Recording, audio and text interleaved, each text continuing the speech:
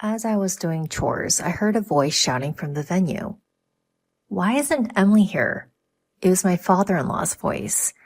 I thought I should at least greet my father-in-law and head towards the venue. Then I heard my husband and mother-in-law saying things like this to my father-in-law, giggling. If you're talking about that dirty woman, we're making her work in the back. Don't mess with me. What do you think a wife is for? My name is Emily. I'm a 23-year-old office worker. Currently, I'm dating a guy named Steve. Our encounter was a bit unusual. I was living by myself, and he was living in the apartment next door.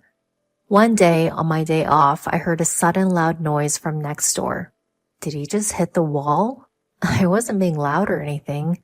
Although the TV was on, the volume was quite low. I was feeling uncomfortable, but gradually began to think someone had fallen. Worried, I pressed the doorbell of his room, but there was no response. I pressed the doorbell once more and listened carefully to a faint voice. Who is it? Are you all right? I called out, and after a while the door opened. The moment the door opened, a man was swaying, looking like he was about to fall. Are you okay? The man leaned against the door, looking dazed, and then he said, I'm starving. What? I haven't eaten anything in days. What? I hurried back to my place and looked for something to eat. I took the sandwich and some tea I had saved from yesterday and went back to his room.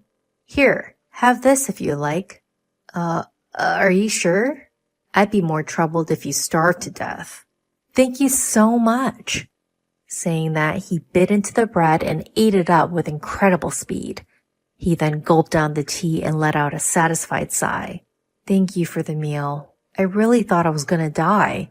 I'll definitely pay you back for the sandwich and tea later. No need. It's not a big deal. More importantly, why haven't you eaten anything for so long? Actually, after paying tuition and rent, I ran out of money all at once. So you're a student. I'm a senior in college. You don't work part-time or anything? Actually, the pub where I work suddenly went out of business. What? That's terrible. So I didn't get paid and my life became difficult all of a sudden. Didn't you talk to your parents? I didn't want to worry them. I see, but I think you should tell them. It's dangerous if you collapse from hunger like now. You're right, I'll be careful. Right after that, his stomach growled. Oh. I couldn't help but laugh. You must be really hungry. Well, it can't be helped since you haven't eaten for days. I decided to let him eat my homemade cooking. He hesitated, but I insisted, saying it'd be a problem if he collapsed from malnutrition, so I let him eat fried rice in my room. This is delicious. It's been a while since I had such good food. He ate like a child, eagerly and happily, which was so cute that it stirred my maternal instincts. We then introduced ourselves and exchanged contact information. I told him to contact me in case of an emergency. It seemed he found another part-time job soon after, and he was able to get a job at a restaurant with free meals. Thanks to you, I won't starve to death. I'm glad to hear that. Recently, when I came home from work, I'd cook a little extra and invite him over to eat together. I was always feeling lonely eating alone, so it was fun to have someone to eat with. As I was thinking about that, he suddenly made a serious face. What's wrong? As I asked nervously, he swallowed his saliva and said this. Emily, would you go out with me? Huh? I know I'm just a poor college student and I'm not a good match for you, but I've fallen for you. I was taken aback by his straightforward words. The fact was that I was also attracted to him. So I accepted his offer to date. I like you too, Steve. As soon as I agreed, he was delighted, and so we started dating. We enjoyed discussing things like whose room to hang out in since we lived next door to each other. We continued dating smoothly, and he found a job after graduating from college. We decided to move in together in a larger room when he got the job. Although we had already been practically living together, We thought it'd be better to share a larger room to reduce the rent burden for each of us. We continued dating for a while, and we got married when I was 26 and he was 25. Although we continued living in the same room we have been sharing, our lifestyle didn't change much after marriage. However, one thing changed immediately. That's about Steve's mother, who became my mother-in-law. Until now, we hadn't been involved with her at all, but after getting married, we had to interact with her more often. Even though she had never visited our home while we were living together, she started coming over quite frequently after we got married. Emily, do you even clean the room properly? Huh? Look at all this dust. I can't reach that high and I don't have time to clean there after work. What? You're talking back to your mother-in-law? You're a cheeky wife. I just said I couldn't do what I couldn't do. You're just full of excuses. I can't believe Steve married someone like you. My mother-in-law took every opportunity to berate me. Since I left for work earlier and returned earlier than my husband, my mother-in-law would relentlessly harass me until he came home. I did housework, hoping my husband would come home soon. What are you making? Huh? I'm grilling fish. Steve won't be satisfied with that. Make a more elaborate meat dish. Mother-in-law, what are you doing? My mother-in-law threw the grilled fish I had made into the trash. I can't believe I left the daily cooking to you. From now on, I'll do it. What? If she cooks, that means she'll come every day. I don't want that at all. There's no need, mother-in-law. I'll cook properly. No, I don't trust you. I'll come and cook every day. Just then, my husband Steve came home. She immediately consulted with Steve about it. Oh, you're going to help with housework, Mom? That's great. Please do. Huh? Steve decided without even listening to my opinion. I'm looking forward to cooking with you, Emily, she said, laughing triumphantly. From then on, it was hell. She got the key from Steve and started getting into the house, waiting for me to come home from work. You're late. Don't just leave everything to me because I'm cooking. Start cleaning now. She forced me to do housework even when I was exhausted from work. She insisted on it even though it wasn't that dirty. She constantly watched me, and if I took a rest, she would scold me relentlessly.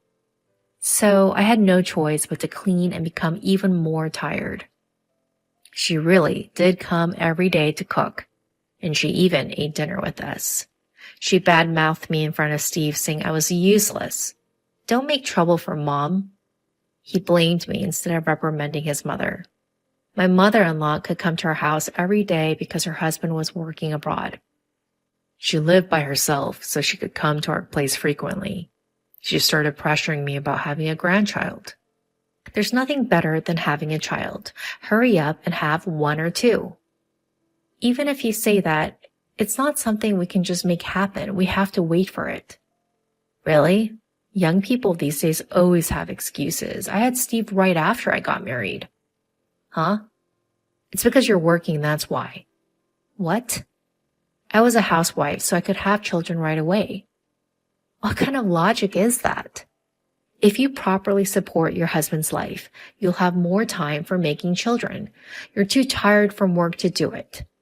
What a thing to say. That's so cruel. I don't think that has anything to do with it. Shut up. If you don't get pregnant soon, we'll find another wife. Eh? Another wife? Of course. There's no value in a woman who can't have children. I think it's questionable to say such discriminatory words these days. You really are the type to always argue back. I'll tell Steve. Mother-in-law angrily turned red in the face. I thought she was the one who always argued back. As soon as Steve came home, his mother told him what happened. Hey, Emily, did you talk back to my mom? What are you thinking? Steve immediately got angry after hearing his mother's story. It's probably your fault that we can't have children. Eh? You're saying that too? There's no way it's my fault. What nonsense are you talking about? I was getting fed up with my husband, who always sided with his mother. I thought it might be better to get a divorce. That's when my husband's grandmother, who had been hospitalized, passed away. So a funeral was held. Even though I was considering divorce, I had to attend the funeral. But my husband and his mother said, "Don't come here, prepare things in the back." I had no choice but to make tea and to do chores in the back. I thought I'd leave my husband once this was over. As I was doing the chores, I heard yelling from the venue. "Why isn't Emily here?" That was my father-in-law's voice. It seems he had returned from an overseas business trip. Well, it was his mother-in-law, so it made sense for him to come. I thought I should at least greet my father-in-law, so I headed to the venue. Then I heard my husband and mother-in-law say while smirking, "It's obvious she's not family, haha. We're making that dirty woman work in the back, haha." They even said that in front of my father-in-law. I was amazed by their unchanged behavior. Then the next moment, my father-in-law's angry voice rang out. "Are you kidding me? What do you think a wife is for?" My husband and mother-in-law were shocked by his yelling. "What are you angry about?" "Yeah, you really surprised us." "I'm disgusted that you two think like that. I'll call Emily." Hearing my father-in-law say that, I went to where the three of them were. "Father-in-law, long time no see." Yes, I was surprised. Emily, did you hear that?" "Yes." As I entered, my mother-in-law and husband glared at me with disgusted faces. "Emily, could it be that you've been suffering from bullying by my son and my wife?" When my father-in-law asked me that, I replied, "Yes." She came to the house almost every day to complain about me, and Steve joined in to blame me. When I said that, my father-in-law glared at his wife and his son. "You guys are the worst. Have some shame." My husband argued back when scolded by his father. "What? Did we do something so bad?" It's really the worst that they don't realize their own faults. My mother, in other words your grandmother, was always troubled by being bullied by her mother-in-law. That's why I wanted to be kind to my son's wife when I became a father-in-law, and I never bullied her once. You don't have any bad memories from my mother, do you? Well, that's true. Even so, you yourself are bullying Emily and making her suffer. What kind of nerve do you have? Because this woman won't give us a grandchild. Having a child is a blessing. Just because you happen to give birth early doesn't mean you should force that on your daughter-in-law. You guys are really hopeless. My father-in-law said this and asked me this. "Emily, what do you think? Do you want to continue your marriage with my son?" Hey, Dad, what are you saying?" My husband was flustered, but I ignored him and looked at my father-in-law and said this. "I want to divorce him." Hey, Emily, are you serious? Your mother told me that if I can't have a child, I have to find another wife. Wait a minute, Emily, what are you saying? I don't want to be with a mother-in-law who says such things, and I'm fed up with a husband who joins in the blame without defending me. So I'll divorce my husband no matter what. When I said that, my father-in-law said, "I think that's a good idea. If you're going to divorce, there's no need to help with this funeral anymore. Emily, thank you for everything up to now. You can go home. You have to pack your things." "Yes, thank you.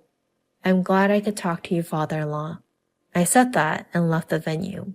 My husband and mother-in-law had pale faces, and since our conversation was overheard by all the relatives, news of my mother-in-law and husband's bullying spread quickly, and they were looked upon coldly by everyone. After that, with my father-in-law's help, I officially divorced my husband. And it seems my father-in-law was so appalled by this incident that he divorced my mother-in-law as well. My mother-in-law was abandoned by my father-in-law and had nowhere to turn, so she ran to my ex-husband's place. But up until now, I had been paying for most of the living expenses. So, if my ex-husband and mother-in-law continue to spend on food and other miscellaneous expenses as they have been, their money will surely run out. In fact, since my ex-husband hadn't saved any money, the two of them are said to be running out of money and struggling to make ends meet. Well, it's none of my business, so I don't really care. Meanwhile, I live in a single-person apartment and enjoy my single life. I recently started keeping a cat, so I don't think I'll be dating for a while.